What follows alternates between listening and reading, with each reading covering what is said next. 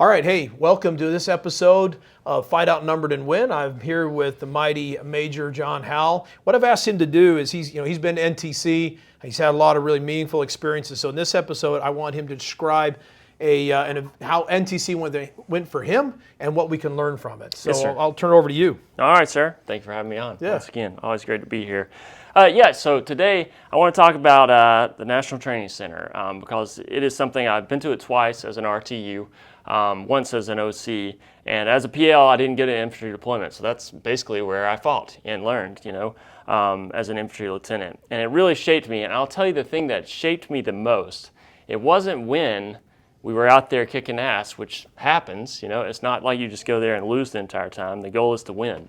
But when I messed up, when I failed at times, those are the things you remember for forever. Oh, absolutely. I think about the times that didn't go well almost every day. So we did well in some things. Yes, sir. If you're watching this, I'll tell anybody to listen. We had, and I want this on my tombstone, the best dismounted rifle squads I'd ever seen. And I agree.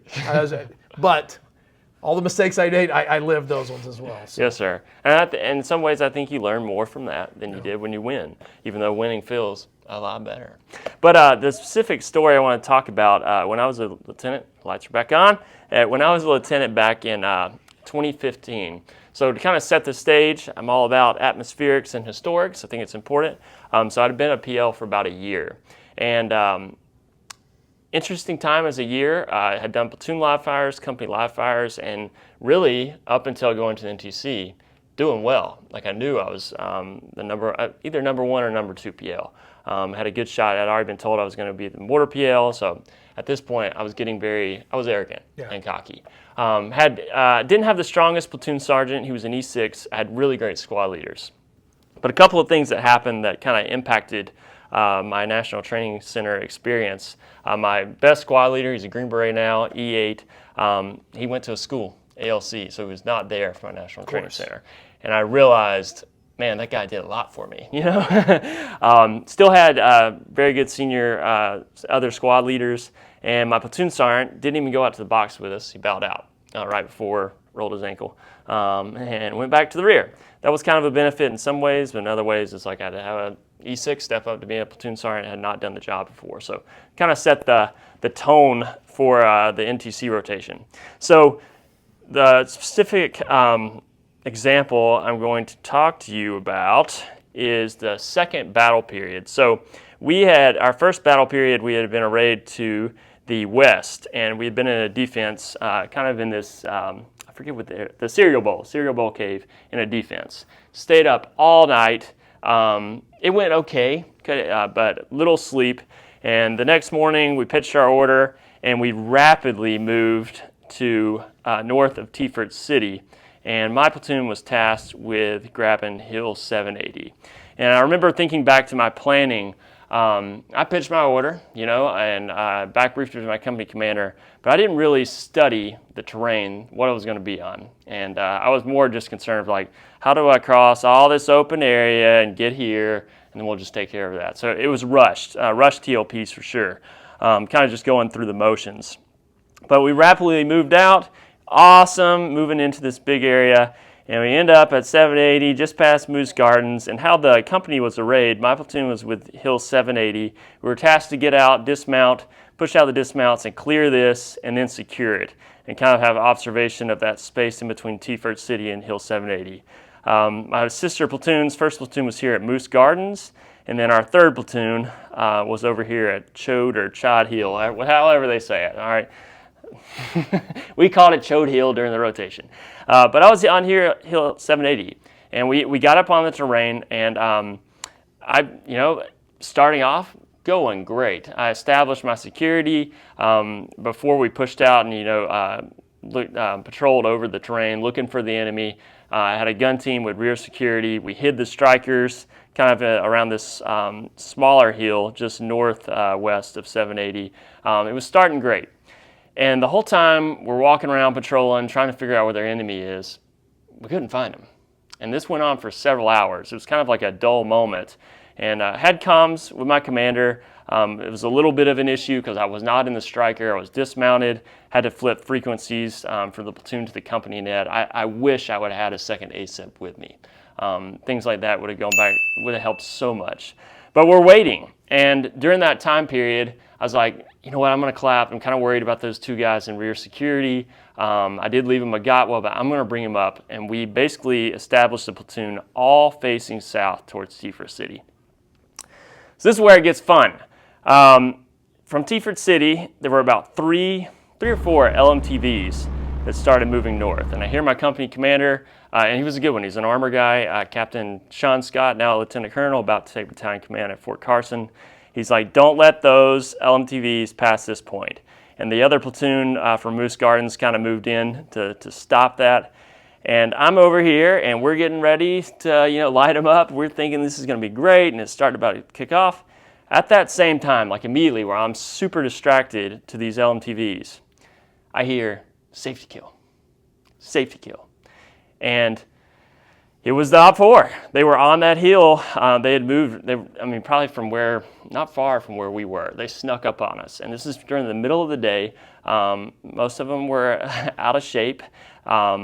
And then they safety killed us all. We had to put down our weapons. So they used their LMTV as a fixing force, right? Because you were fixed on the LMTVs. Absolutely. And they had dismounted their infantry prior. Yes, sir. And what a great example of fixing someone's attention. Yes, sir. You don't even have to, sometimes we think of fixing as by, direct fire. But fixing someone's attention by that. That's interesting. And after they killed us, our safety killed us, they told us, we've been waiting out here all night under camo nets because we knew you were going to come here. That made me so angry. But the point where it set in, where the NTC got real for me, they kill us all. Then they pull out their RPGs, and they're just unloading RPGs onto our strikers. And the thing that went through my head, if we were in Iraq, or maybe Afghanistan's a better example, my company would be dead. It would be all my fault because I pulled that rear security. Humbling experience, for a guy who thought he knew it all.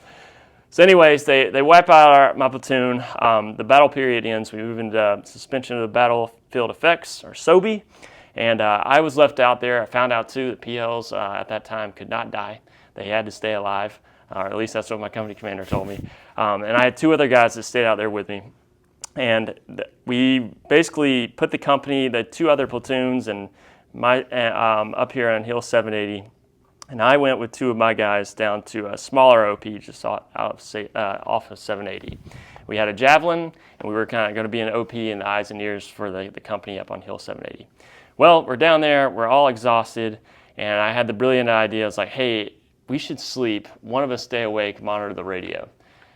Well, I wake up and I hear Lieutenant Howell, Lieutenant Howell, Lieutenant Howell, and I'm watching one of my sister platoons on a line just combing the desert looking for me. And I get on the radio and I call up my company commander and I was like, I'm okay, I'm alive, I'm sorry I fell asleep. And he goes, Black Hawk 26, come up to Hill 780 immediately. So I make the long trek. I know it doesn't look like much. That was actually some pretty steep terrain. I get up there. And I think I'm fired. I think I'm done. I've never experienced that ever in my career except for that time. And he told me, he's like, things happen, and this will never happen again. And you need to go back and get yourself into for the next fight. It was just humbling. That 24 hours was some of the worst 24 hours of my career. And it was all, National Trainimg Center, But after the whole battle period was over, and there were some successes. At the last battle period when we were down south of Tiferet, went great. I thought my platoon did really well. But at the very end, we did an AER with Colonel Teddy Kleisner. And what he started off with, you can see the 7 leader questions. It's displayed right now. And this is taken from British MDMP. And he had used this before. I hadn't really listened a lot in his LPDs prior to the NTC. Maybe I should have, and I wouldn't have done this. But the 3 that stood out to me during that AER, and he did it great, right? He ordered Papa John's for all the lieutenants. We talked all the battle periods. I have to admit, when we talked the specific battle period, he even admitted, he's like, I wish I would have pulled everyone off of 780 and just hit it with indirect fire, because they made a point, it's like, we're willing to die for this terrain. And so he admitted that. I have to admit, I did not bring up that, hey, I fell asleep out in the OP. Maybe you don't know about this. I did not bring that up during the AAR. But the three things that from those leader questions that went through my mind during that AAR was understanding my mission and my commander's intent. And I was so focused on just getting out there and not thinking about what am I actually going to do when I'm on Hill 780? What are we waiting for, or where's the enemy coming from? And it's kind of funny now as an intel officer, like, why didn't I think about that more? What the enemy was going to do, or how they would approach us on 780. Did not think about it at all. I was solely focused just getting out there and getting the dismounts on the ground. And then secondly, am I on good ground? There's so many. I think about since I've been back to NTC, every time I drive by Hill 780. I think about that. It's like it's burned into my soul, and just analyzing that terrain and where I could have been better. Where I could have positioned my soldiers better. That rear security was super necessary, and I knew it at the beginning. It was just dumb to pull it. There's so many other ways I probably could have approached that with my security of my platoon. And then finally, the probable line of contact. So we were super hyper-focused on those LMTVs. I never even considered, because I thought I had cleared it all, I never would have considered that the enemy was already there. And looking back on it, I know we talk about fighting outnumbered and winning. And the OPFOR, I think they do a fantastic job of playing an enemy that basically just doesn't care. No rules. Like, we're going to do whatever it takes to win. They take pride in that. And that wasn't a platoon that rolled up my platoon. It's probably a squad, yep. I would guess, just based on that. And it was well led, and it was well planned. And audacious. Yeah. Oh, absolutely. I don't know, sir. I've heard some things what the Dark Rifles did, and that was audacious. But I know when I went with 123 Infantry, we didn't even think that way. So far out, not so far out that box, but outside the box in that way. But the final thing I'll say, and I think I said this at the beginning of the video, is it's okay to make mistakes. You learn from that the most. And when I went back as a mortar PL 9 months later for NTC, I remember when we were doing our rehearsals back in the cantonment area, I made sure we did rehearsals for everything. Breaking contact with the mortars was totally different. We didn't have javelins. I had 240s, the 120s and the 81s. But rehearsing, what are we going to do if we experience the enemy? And if they're close, how we're going to do that. And I told my guys, I was humbled here 9 months ago.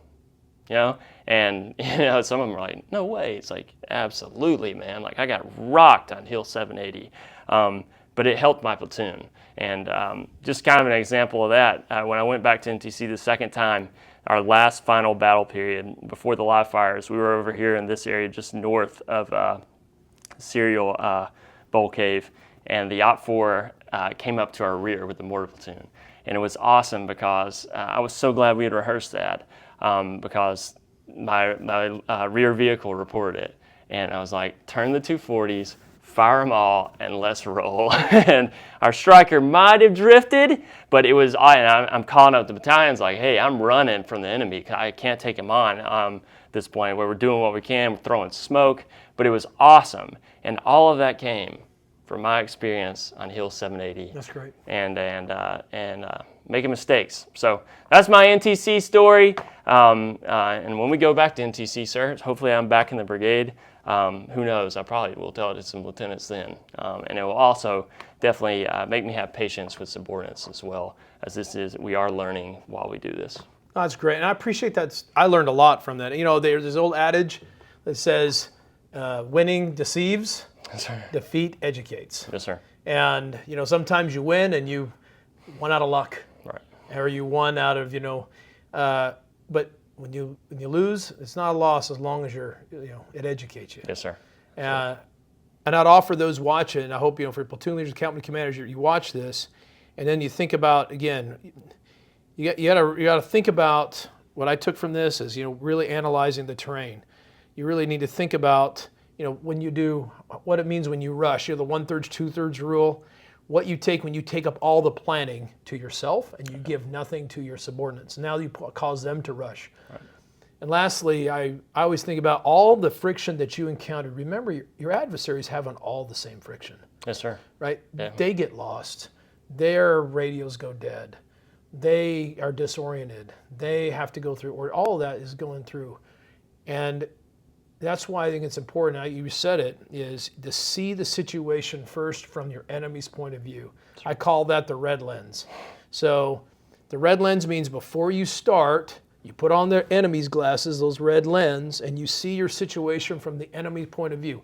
What I like to do, and I'd coach you to do it all the same, when you get in your position, walk out there or drive out there, turn around, and see yourself from the enemy's point of view and see the ground from the enemy's point of view. Hardly anybody does that, but I make it a point to always do that. And with drones now, you've got to be able to see yourself from the top down as well. So but you got to see yourself from the enemy point of view, and it will really illuminate really what to do and how the enemy will come at you. But when you see yourself from your only point of view, you're only seeing half the game. So that's great. I really appreciate that. Yes, sir. Well, thanks for having me on, and I can't wait to go to NTC because I love going to the NTC. Even with this story, there's no better place to train in the United States than I think the NTC. So I'm looking forward to going back in a couple of years. All right. Thanks. Thanks, sir. Appreciate it.